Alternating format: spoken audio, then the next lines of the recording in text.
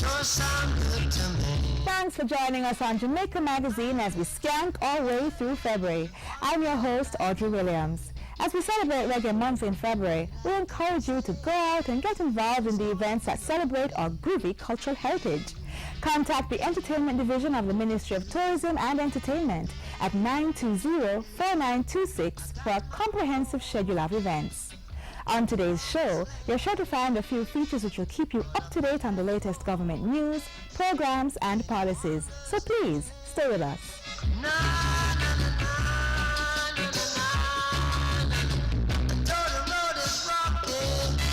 Sure feels good to me.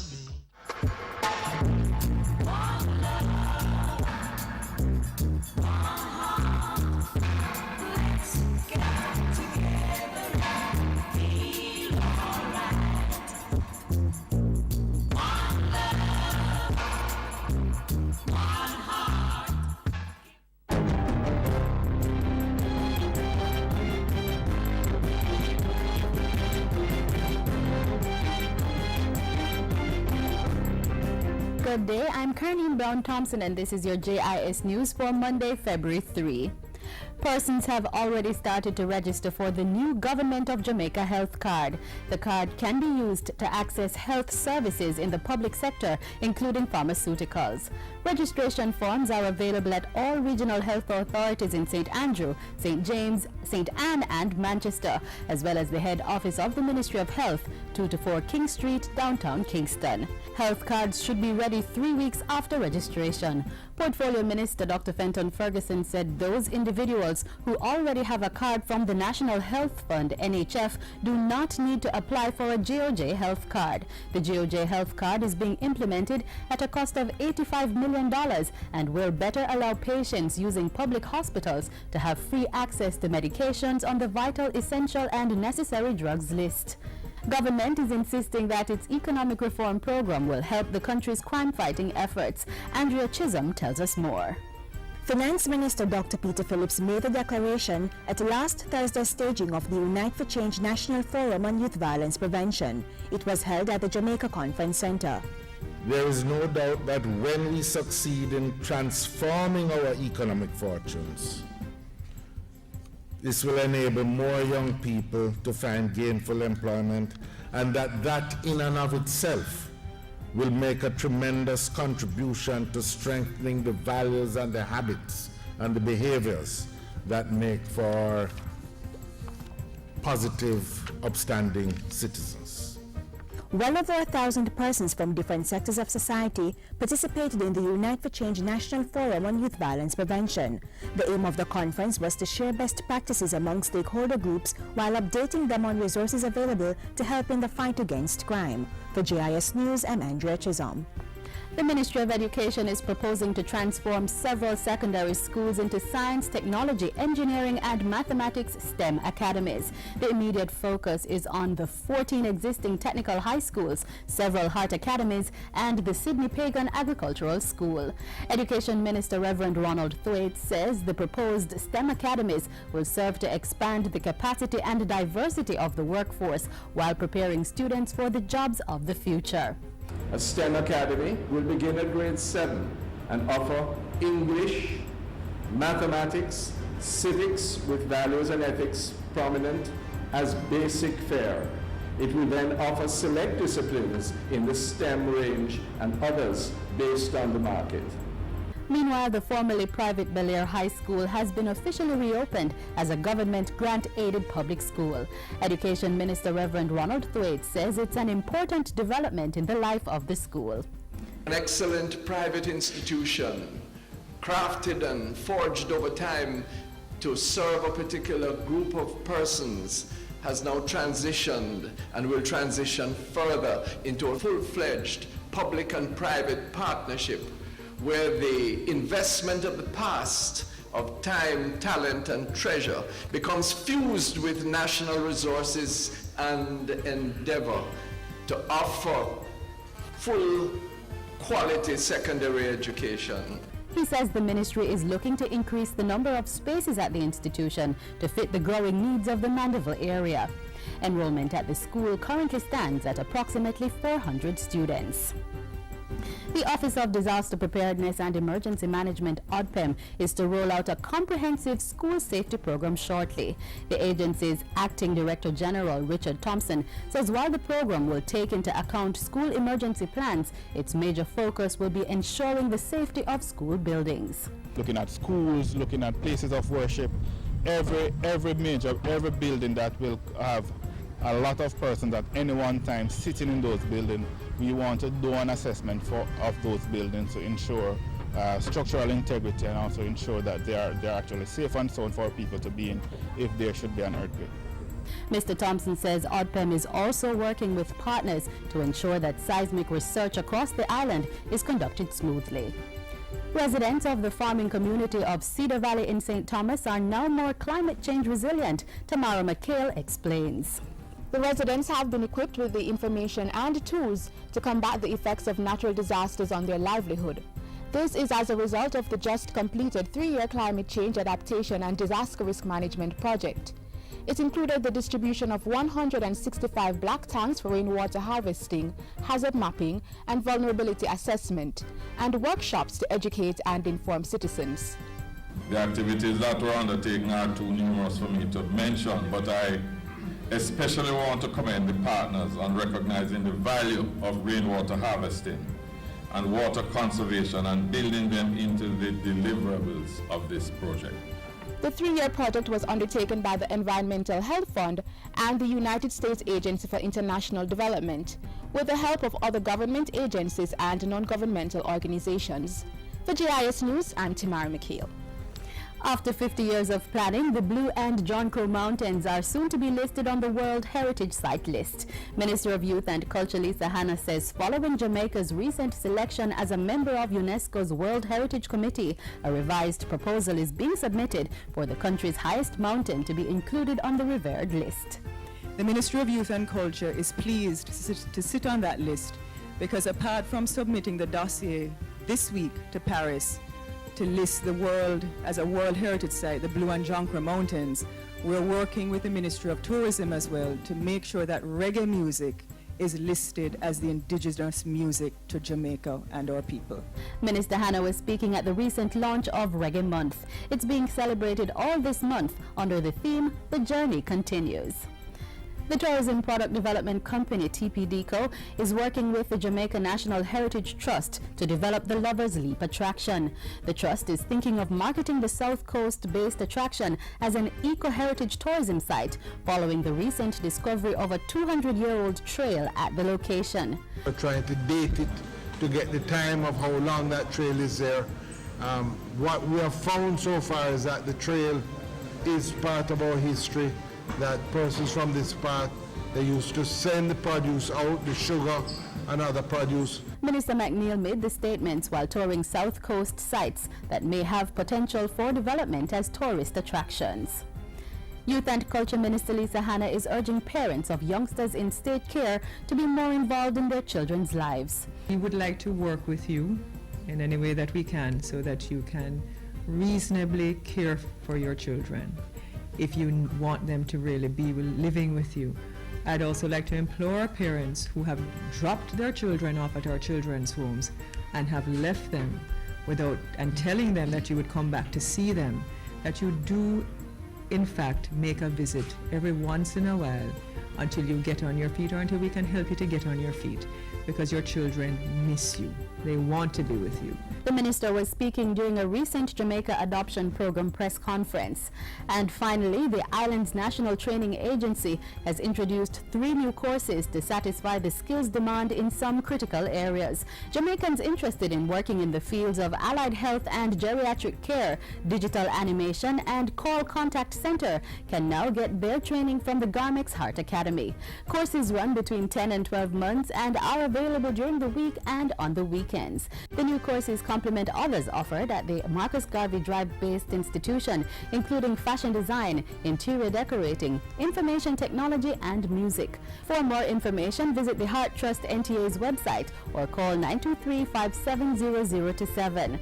And that's it for JIS News today. I'm Caroline Brown-Thompson. Thanks for watching.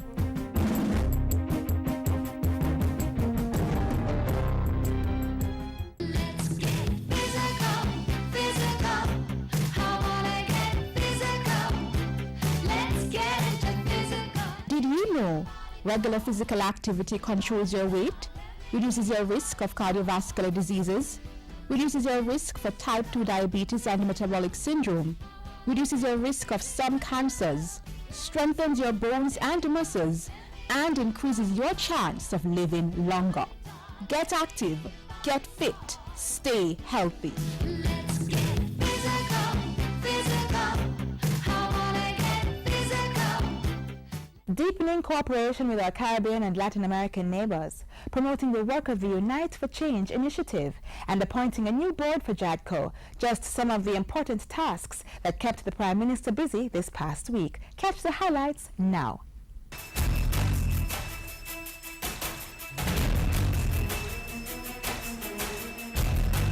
Prime Minister Simpson Miller urges regional leaders to unite to tackle common challenges. Rural development gets priority attention, and a new board of commissioners for JADCO. This is Jamaica House Weekly. I'm Samantha Allen.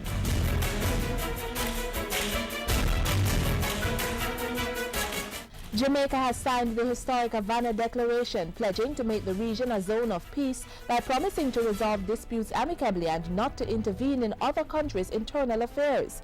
The agreement was signed following the conclusion of Prime Minister Portia Simpson Miller's participation in the second summit of the Community of Latin American and Caribbean States, CELAC. Mrs. Simpson Miller was on a 4-day official visit to Cuba, attending the summit and holding bilateral talks with the country's president, Raul Castro. In signing the Havana Declaration, CELAC's 33 member states recognize the inalienable right of every state to choose its political, economic, social and cultural system. Speaking at the plenary session of the summit, Prime Minister Portia Simpson Miller challenged regional leaders to prioritize hunger, poverty and other issues affecting the region. We have the collective wisdom and strength to overcome poverty, hunger and inequality. We should not underestimate the full potential of our region. CELAC represents a market of 600 million people. We have a combined GDP of almost US 6 trillion, which offers opportunities for each of our countries in trade, investment, and other areas. Mrs. Simpson Miller also focused on intra-regional trade, sustainable development and climate change. Climate change is here and we face it now. It poses clear and present danger to our continued development and threatens to erode our hard-won socio-economic gains. The second CELAC summit was held under the theme, The Struggle Against Hunger, Poverty and the Inequalities in Latin America and the Caribbean. During the Prime Minister's engagement in Cuba, she met with President Raul Castro and had discussions on a range of bilateral, regional and international issues. The upcoming 5th CARICOM-Cuba summit scheduled for later this year was also discussed. Mrs. Simpson Miller attended an official welcome ceremony at the Palace of the Revolution in Havana, Cuba, and later a tour of the first phase of a special economic zone being built at the port of Mariel. Prime Minister Simpson Miller left Cuba assured that the long-standing bonds of brotherhood and friendship shared with that nation was intact, and that the future relationship of the CELAC countries was promising. Government is pushing ahead with its rural development agenda. Information Minister Senator Sandria Faulkner announced last week that the Prime Minister had appointed Luther Buchanan, State Minister in the Office of the Prime Minister, to coordinate the work of a rural development task force. This will be in addition to Minister Buchanan's other responsibilities for special projects and assignments. His work starts with rural healthcare infrastructure development. The Ministry of Health has responsibility for over 300 rural healthcare centers, all at differing levels as far as the quality of infrastructure is concerned. Along with his additional duties, Minister Buchanan will provide leadership and oversight to ensure improved infrastructure exists for the delivery of rural healthcare throughout these centers and other facilities. Efforts on crime prevention continued last week with the staging of the Unite for Change National Forum on Youth Violence Prevention. In a video message, Prime Minister Portia Simpson Miller called on Jamaicans to work towards a more peaceful society, where we talk it out rather than fight it out. Let us envision and work toward a Jamaica that is inclusive, a Jamaica where we build bridges, not walls.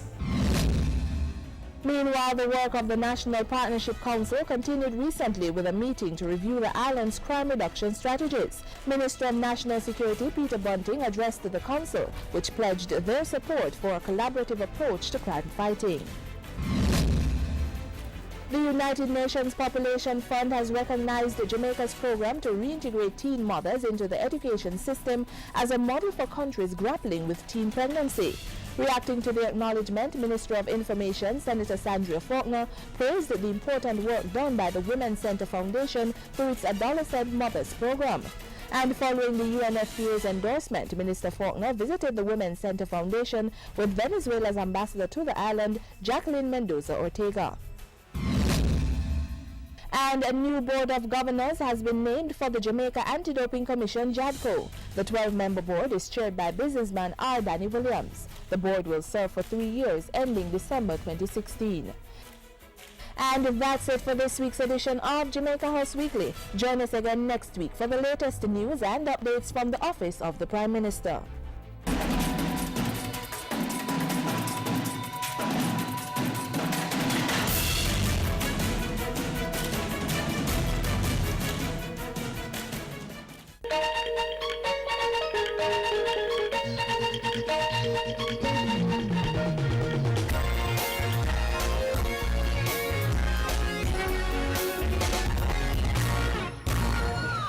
Welcome to the FSC Minute. I am Nadine Newsom.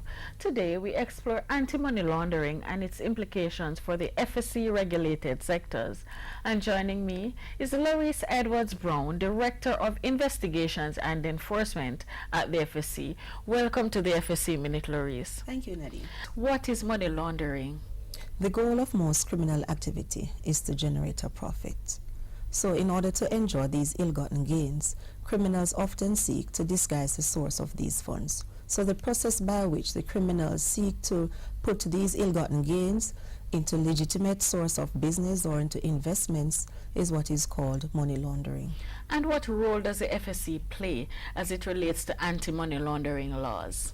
The FSC is mandated by Section 62F of the Financial Services Commission Act to put into place measures to reduce the possibility of its regulated sectors, that is the pension sector, the insurance industry, or the securities industry, from being involved in any activity or in any offense relating to money laundering. The FSC seeks to implement such measures to reduce or to mitigate the risk concerning money laundering or financing of terrorism. And when these risks are identified, these measures will seek to alleviate the risks. Does the FSC provide specific instructions to institutions regarding the procedures to put in place for anti-money laundering compliance? No, the FSC does not. The FSC is a gatekeeper for the industry, and what we seek to do is to get the industry to work to find out what is it that they need to do to implement measures that can safeguard their own entities from being used into using schemes for money laundering activities. Thank you, Laurice.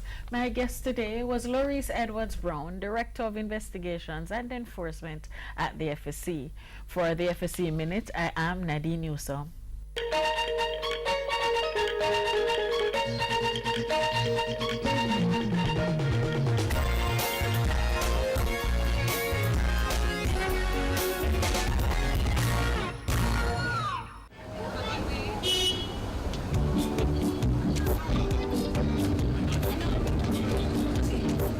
Equality, equal rights and justice for men and men in our society.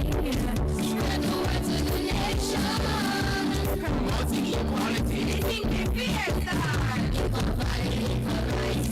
No is the lyrics. It's time for us to get it right. Equal rights and justice for men and women. Equality. A message from the Bureau of Gender Affairs and the Dispute Resolution Foundation, paid for by the UN Women Fund for Gender Equality. God knows how much I've tried, the fruit I cannot hide, to keep you satisfied.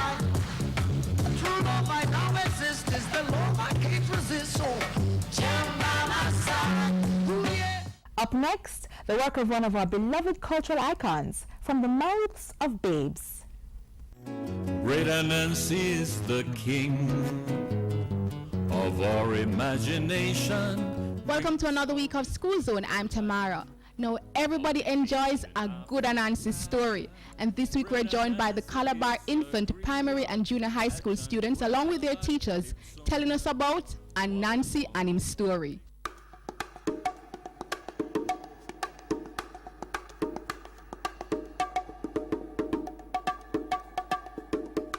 Anansi and him story by Louise Bennett. Once upon a time, Anansi was a past-war woman yard, and him see her grandpiggy out of the doorway and read one storybook. And Nancy go sit outside at the picnic and start looking at the book too. The picnic turn over one leaf, and Nancy see one big picture. A push pose off in the book, and Nancy get out. Bless me, I sight. Cobra rat, turn over leaf, picnic y'all. For if push a rat in a book, me mush in there too. But all it turn the picnic turn, and all it look and Nancy look, him never see himself. And Nancy get in a temper and take what say, he must put himself in a storybook. All that time, Puss and Rat was good friend, and them always a play the devil in a people house with thief. And Nancy make up his mind to put a spokes to them wheel. So one day, him a pass by one playground and see Puss and Rat out there a play game. When the game done, and Nancy walk home with Puss and say, "Tap, Rat push, it's all in a place so nice with Rat and no eat him. You don't know say Rat is nice meat. Here Puss with him crave himself. Meow. True better Nancy, and Nancy say, true yes, next time when you meet up, you'll catch him and taste him so she. Who stung and Nancy and lick him up go warm. And Nancy make the rat yard. Hear him to rat. Red the rat, me got bad news for you. Little wise me the pass push yard. Me hear push mama that tell him say that anytime me meet up with rat, him fi catch rat, I eat rat, for rat and nice meat. Rat start take when from puss, and puss start make on for rat, and it's what them minds so they for one another, that them never got time for teeth.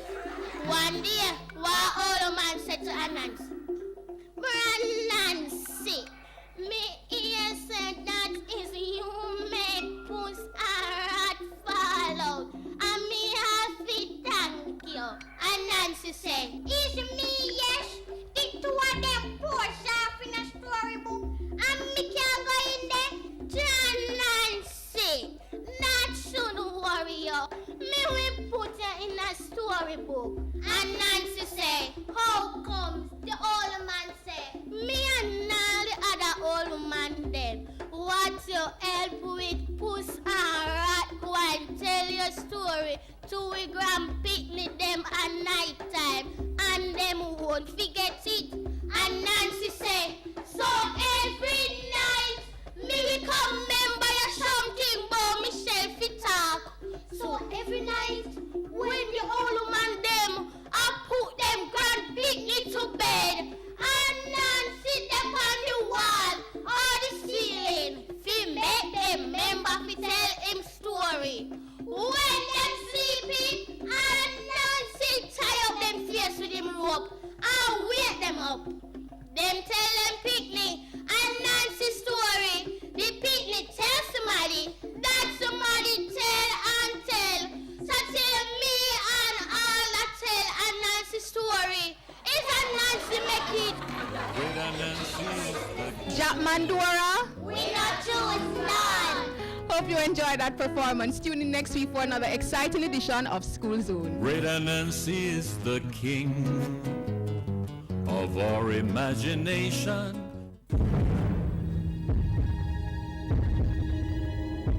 What are you doing to help the fight against crime? Sitting on the corner, minding your own business, definitely not going to work. It is time for us to unite. Unite. Unite for change. Citizens coming together to make their respective communities safer.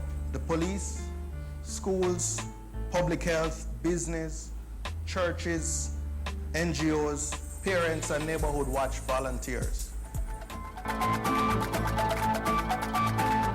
As we, the police, do our job, We as citizens need to do our part as well.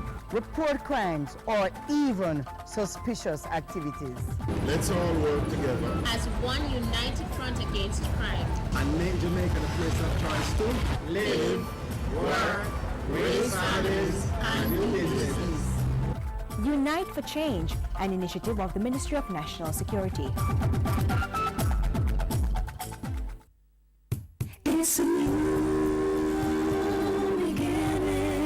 beginning. New day is dawning. It's time to arise. We have the gene of achievement and pride. Bold new beginning. Time for action. We have the spirit to fight on. This is Jamaica. This is our land. We have our future with God in our plan. We'll play our part building this great nation. This is Jamaica. This is our land. Let us make every effort to forge unity and resolve to work hard for our prosperity. Leaving our children a legacy of hope. Breaking the shackles and snatching the yoke. This is Jamaica. This is our land. We have our future with God in our land. We'll play our part building this great nation. This is Jamaica. This is our land. This is Jamaica. This is our land. We have a future with God in our land. We'll play our part building this great nation. This is Jamaica. Come on, everybody, let's sing. This is Jamaica. Jamaica is our land. We have our future with God in our land. We'll play our part building this great nation. This is Jamaica. This is our land. Jamaica, together we can.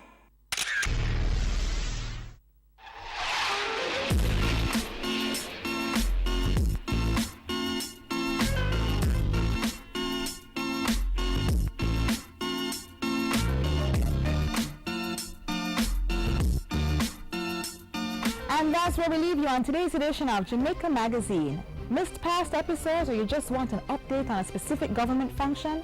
Visit our website, gis.gov.jm. If social media is more your speed, we maintain a strong presence on Twitter, Facebook, and YouTube. On behalf of the entire team here at the JIS, I'm Audrey Williams, wishing you a rocking reggae month.